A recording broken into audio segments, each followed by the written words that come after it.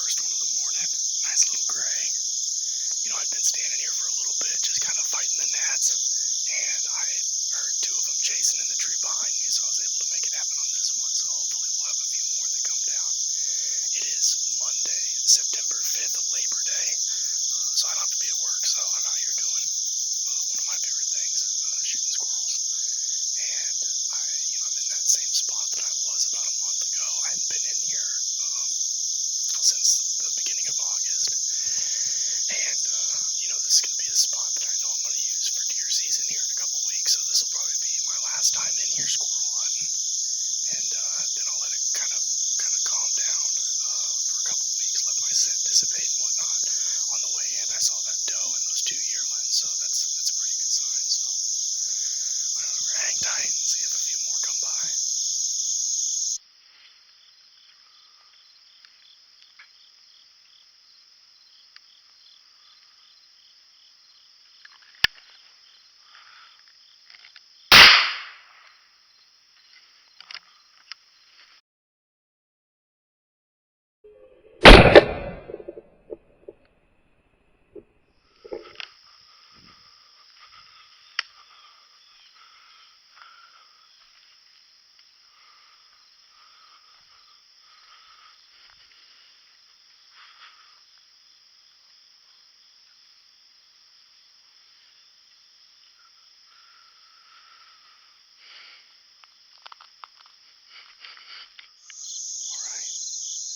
There's my second gray for the morning.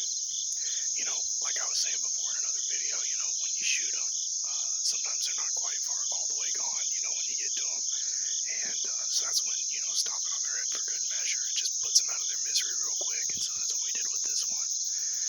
They're kind of tough critters. This one's kind of got a stumpy tail. I'm not sure what happened to him before, but, I know what happened to him now.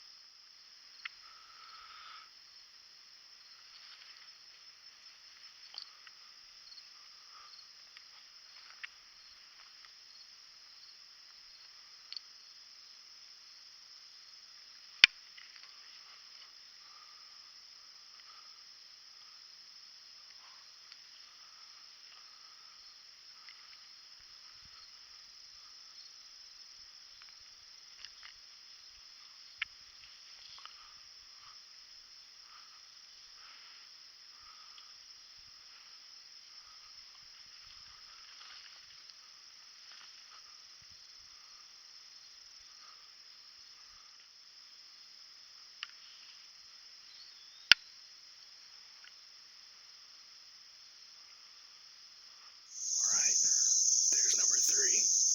Man, that was exciting. I was just standing there drinking my coffee when those two started chasing in the tree in front of me. And, after I shot the first one, I held for a second thinking maybe the second one would peek his head out to see what was going on. But, man, when they're on high alert like that, they are really good at keeping that tree between themselves and you.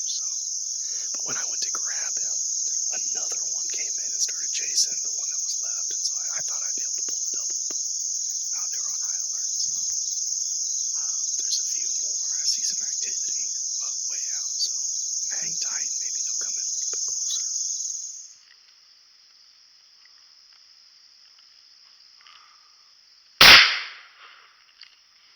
He's still hanging on. He's still hanging on.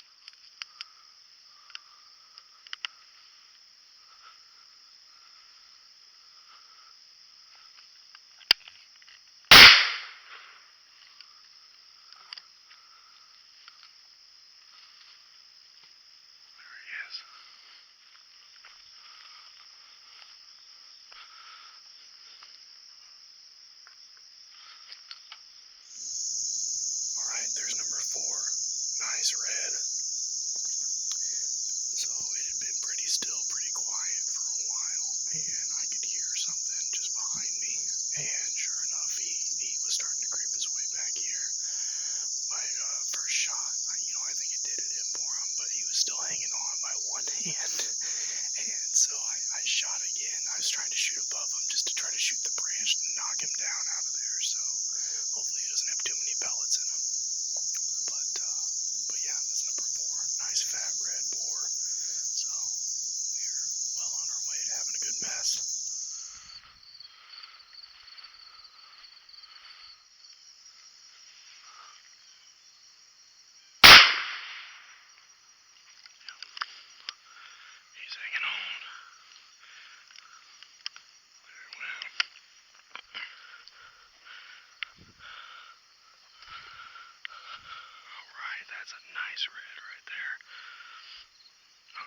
done for. He's done for. Alright, there's number 5. Nice red. Man, he did exactly what I was talking about earlier. You know, when those squirrels go on alert, they crouch real tight to that tree, and they try to put that tree between themselves and whatever they see. But they'll peek around. And so, if the tree's small enough, if you got good enough eyes, sometimes you can see it when their head pokes around. And so I was trying to skirt around the cows and trying to get up on this hill that's got this white oak in it. And I noticed him jumping from limb to limb on this little point of timber. And so I closed the distance. I knew kind of generally where he was, and I thought, you know, I think that's his head peeking around. And so I put that bead on it, and sure enough it was. So that really worked out. We'll see if we can't make it happen again.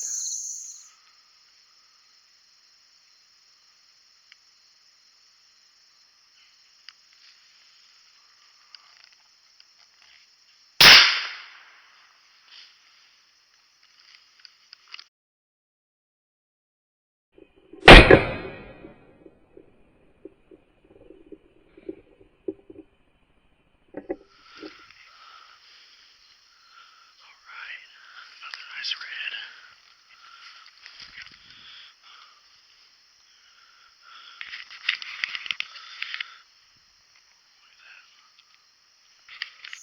Alright, there's number 6. A nice red sow. I had another red squirrel just south. Oh, there he is. He's just southwest of me, just out of range. I've been keeping my eye on him when I heard the tree behind me shaking, and so I was able to make it happen on her. So we'll see if this one comes in any closer.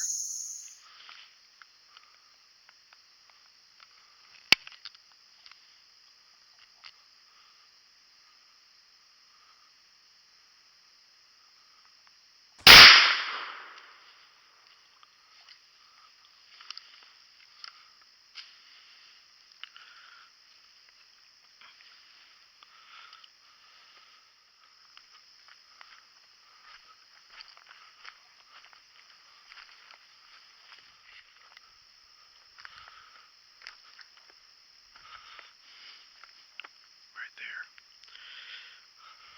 Just gotta get around.